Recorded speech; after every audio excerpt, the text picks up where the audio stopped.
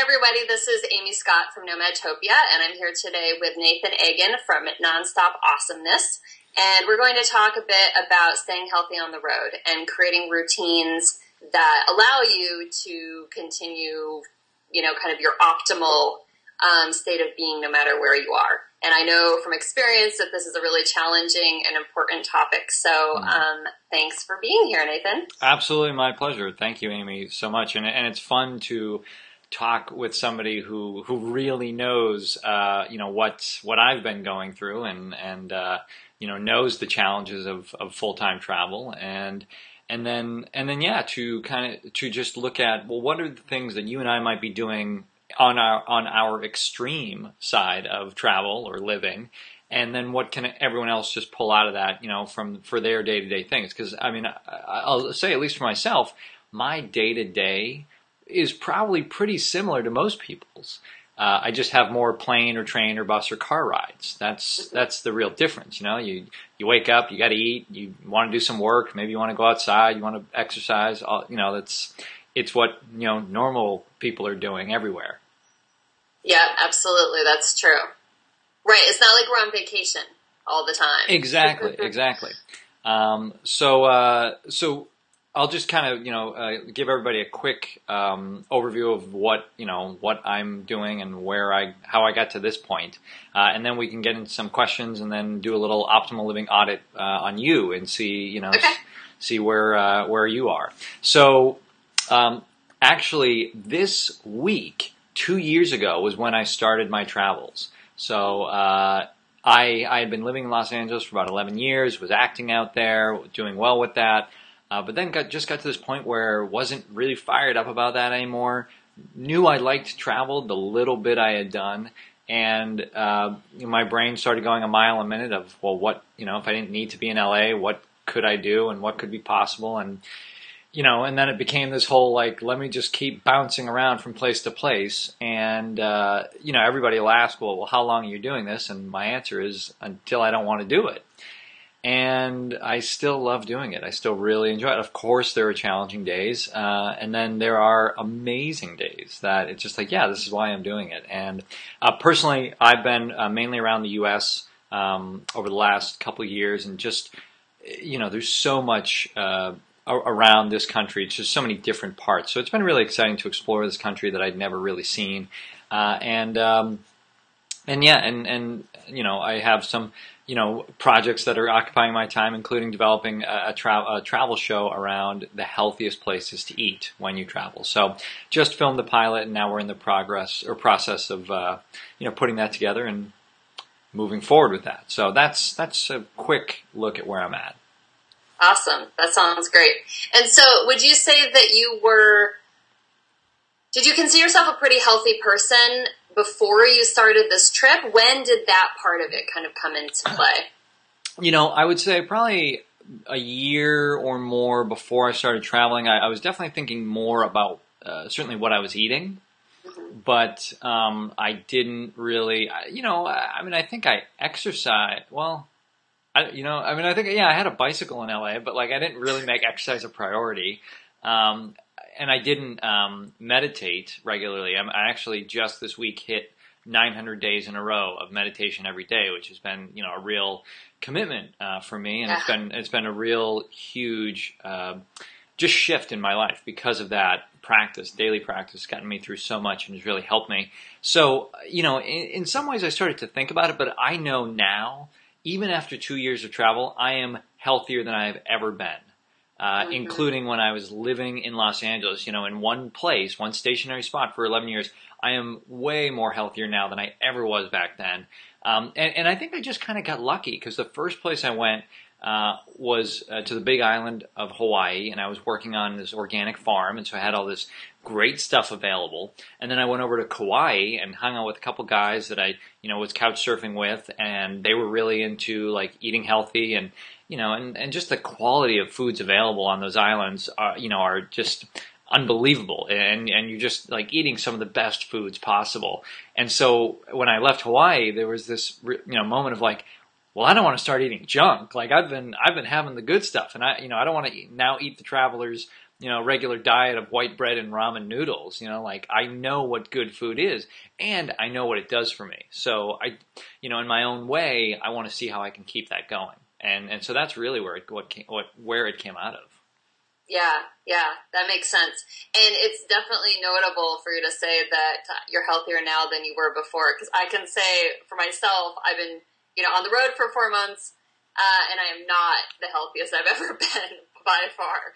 So kudos to you for doing that. And, that brings up something else that I struggle with, whether I'm staying in one place or not, is that, and I think probably for a lot of people, we're really creative, we're fiercely independent, and, we may really resist routine. Mm-hmm. And, like I want every day to be different. And I enjoy, kind of that flexibility in my life. And I think every time I feel like I want to put some routine on something, then I start to resist it. Like, for example, I have some friends who are so routine about, every morning I've got to have my green juice, I've got to do this and this. Mm-hmm. I don't want to be stressed out if I'm in a place I can't get green juice, and I don't want to be, aggro because there's no juice. And so I feel like that I need this flexibility, both because of my personality and because of my lifestyle. So I'm really curious to hear more about, your take on that. Well, you hit on the key word. It is about being flexible because, if you are the kind of person where you're like, every morning at 9:15, I lay out my yoga mat so that the sun hits it from this particular angle, and I do these 4 postures for 25 minutes. It's like you're setting yourself up for a world of stress, if you want to take that on the road. It's more about having just clear kind of categories of what are you committed to? Are you, if you're committed to movement or, and maybe that takes the form of exercise one day. Maybe that's walking. Maybe that's gardening. It's just, there's all these different ways within that category, within that kind of larger view, same thing with nutrition. If you're just clear of like, well, I eat these things, this is what I eat, this is what I don't eat. So then for breakfast, for example, it's like, well, then I have all these categories to choose from. Maybe some days it'll be I love green smoothies, I love green juice, I love, incorporating those kinds of things in my day. And when I have blenders or Vitamixes or even food processors available, like I'll get creative and make it work. But then other days I'll just, maybe whip up a bowl of fruit and some chia seeds and, whatever, it's like that works. It's, it doesn't ruin my day because I don't have specific things available. Mm-hmm. Yeah, that totally makes sense to have just kind of a general sense of what your goals and your priorities are and know that there are different ways that you can meet them. Well, and I think a lot of people, that when they travel, if your health is on your to-do list, usually it's at the bottom, because you just have so many other logistics and things you want to do, people you want to meet, that you just like either don't think about exercising and what are you going to eat, or it becomes this area of stress of like, oh God, I need to find a grocery store and I need to make myself dinner or whatever. And it's like actually having these kind of clear-cut defined values, makes your life easier because you're like, oh, now, I'm hungry, so let me do this. Or like, well, today, I wanted to get some kind of exercise and, we're going for a bike ride.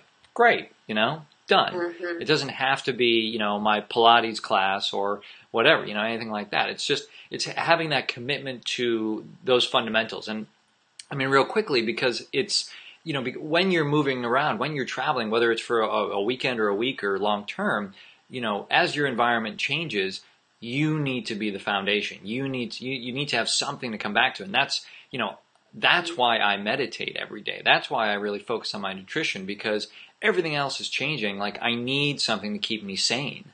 And it is that routine. And it, you brought this up. It's kind of that dance between the masculine and the feminine. You want to have just like, come on, every day is just a party and we'll just kind of float through and it'll be great. And then the other party was like, but no, we have to plan when we're going to exercise and then when we're going to do this and that. And it's about finding, and I think it's about finding that balance. And I think that structure of just having the kind of broad overview, of what you commit to, and then all the different ways that you can do that, I think for me has enabled that balance between the masculine and the feminine.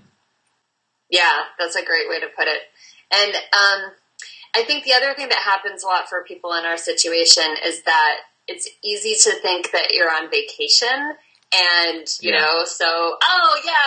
drinks on the beach every afternoon to watch the sunset and all of those things that are great if you just do them for a week or whatever. Mm-hmm. But, this is our life. Right. This is real life. And you need to find a way to do things that, are sustainable and that really, that you're taking care of yourself. Absolutely. I would tell people like spring break is barely sustainable for a week, let alone long term. Right. And certainly as I've traveled, like there are places, New Orleans is one of them, where you see people that are so not interested in being healthy at all. Like they've gone there to indulge, and it's not for me to say stop, put that down, stop drinking that or eating. It's like that's what they want to do. But I also know there are people that go to New Orleans and they're like, please, I need to eat something that isn't fried. Their body is craving it.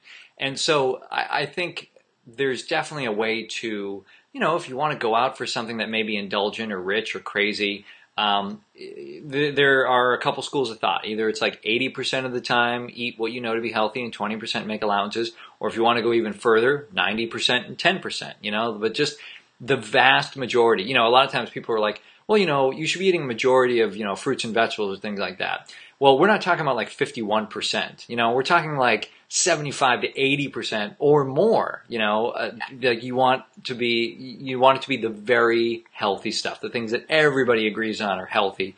And of course, the things that work for you. It's not for me to say like, Amy, you need to be eating bananas. It's like, whatever, like bananas. Yeah, I don't like bananas. Yeah. So forget bananas, but it's like, fruit is good. Fruit works for, I think, just about every person on the planet. So finding which fruits work for you and maybe which times a day, experimenting with that kind of stuff, that's what you want to make the majority of what you're eating. And then, so then if you want to have those guilty pleasures or get a drink or get a giant slice of cake that'll put you into a sugar coma, you can do that and not feel as guilty. I mean, for me, it's been more, I want to show up fully every day and I don't get sick days. I can't just like stay at home in bed sick. Like I don't have that option. So it's like, well, what am I going to do to always keep me functioning at a very high level? And that's why I, commit to these practices. It's not because somebody is telling me, it's because no, I just always want to feel great. And these things happen to help me with that. Yeah. Yeah. And actually that made me think about one that, that balance of the majority of time eating well and then having that leeway, I think is really important, especially for those of us who find food to be a huge part of travel, and you want to try the local cuisine and you want to, be able to enjoy food that people prepare for you and things like that. So that's really a key thing for me, I think. Yeah.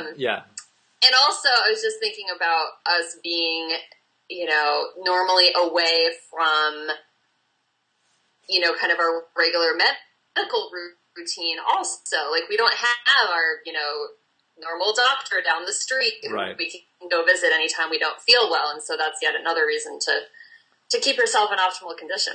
Absolutely. I mean, I heard somebody express it this way, and I agree with this to a point. It's, especially, with good proper nutrition, good nutrition, exercise, and all these other things, it's kind of like a form of insurance. Mm-hmm. I mean, of course, catastrophic things always happen. So I actually carry a catastrophic policy, but like regular health insurance, it's like that's based on what I'm eating and how I'm treating myself. Like, I don't really get sick, and I have to attribute it to what I'm taking in and what I'm doing.